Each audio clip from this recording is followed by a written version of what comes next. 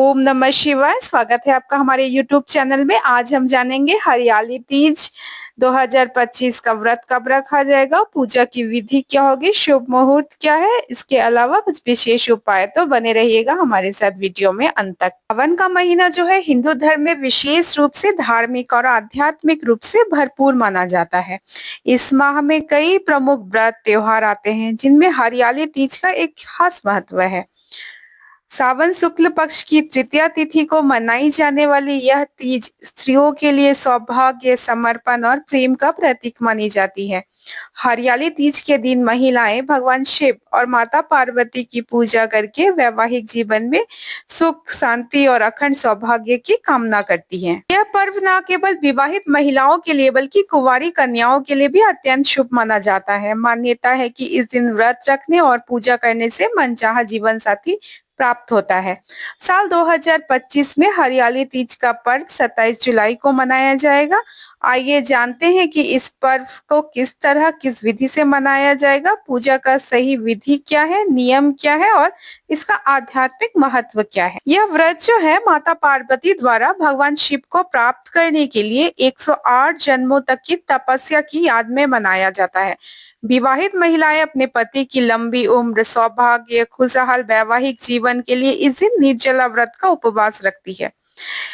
इस दिन कुंवारी कन्याएं अच्छे वर की कामना के लिए यह व्रत रखती है। यह त्योहार वर्षा ऋतु के आगमन और प्रकृति की हरियाली और सुंदरता का भी प्रतीक है। अगर आप हरियाली तीज का व्रत रख रही हैं तो पूजा सामग्री पहले नोट कर ले। तो इसके लिए आपको सबसे पहले भगवान शिव और माता पार्वती की मूर्ति या चित्र चाहिए होगी। बेलपत्र, धतूरा, अक्षत, चंदन, फल, फूल, सुपारी चाहिए होगा। गंगा जल चाहिए। पंचामृत अर्थात दूध, दही, घी, शहद और शक्कर चाहिए। 16 श्रृंगार की सामग्री जिसमें कि लाल चूड़ियां, सिंदूर, बिंदी, इत्र आदि तो अत्यंत ही महत्वपूर्ण है। उसके अलावा दीपक चाहिए, धूप, नैवेद्य में खीर, मिठाई आदि आप कुछ भी रख सकते हैं और उसके अलावा वस्त्र भगवान शिव और माता पार्वती के लिए। ये जान लेते हैं हरियाली तीज की व्रत और पूजा विधि। तो सुबह जो है सबसे पहले ब्रह्म मुहूर्त में उठकर स्नान करें, फिर स्वच्छ हरे या पीले वस्त्र पहने, पूजा स्थल को साफ करके वहां गोबर या गीली मिट्टी का लेप करें, फिर गंगाजल का छिड़काव करके उस स्थान को पवित्र बनाएं। फिर माता पार्वती की चौकी स्थापित कर शुद्ध मिट्टी का या बालू से शिव और माता पार्वती की प्रतिमा बनाएं या उनके चित्र या मूर्ति की भी कहीं पूजा की जाती है। यह व्रत निर्जला रहकर किया जाता है जिसमें कि स्त्रियां 16 श्रृंगार करती है, हरे रंग की साड़ी और चूड़ियां अवश्य ही पहनती है।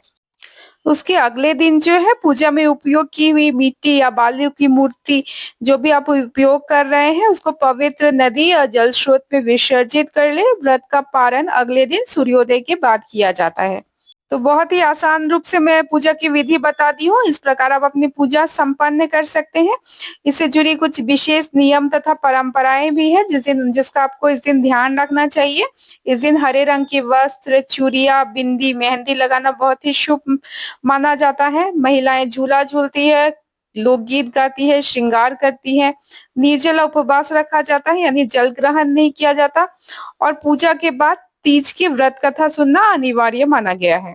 तो आने वाली हरियाली तीज की आप सभी को बहुत सारी शुभकामनाएं। इसी तरह की वीडियो मैं लेकर आते रहती हूँ हर फेस्टिवल से रिलेटेड और बहुत ही सरल भाषा में, ताकि आपकी पूजा जो है विधिवत रूप से भी संपन्न हो जाए और ज्यादा परेशानी भी ना उठानी पड़े। तो इसी तरह के क्विक अपडेट के लिए हमारे साथ बने रहिएगा वीडियो में। इसे लाइक, शेयर और सब्सक्राइब जरूर कर दीजिएगा ताकि आपके मित्र और परिवार भी इस जानकारी का लाभ उठा सके। तो मिलते हैं नेक्स्ट वीडियो में, तब तक के लिए धन्यवाद। माता पार्वती और भगवान शिव की कृपा हम सभी पर बने रहे। ओम नमः शिवाय। जय मां पार्वती।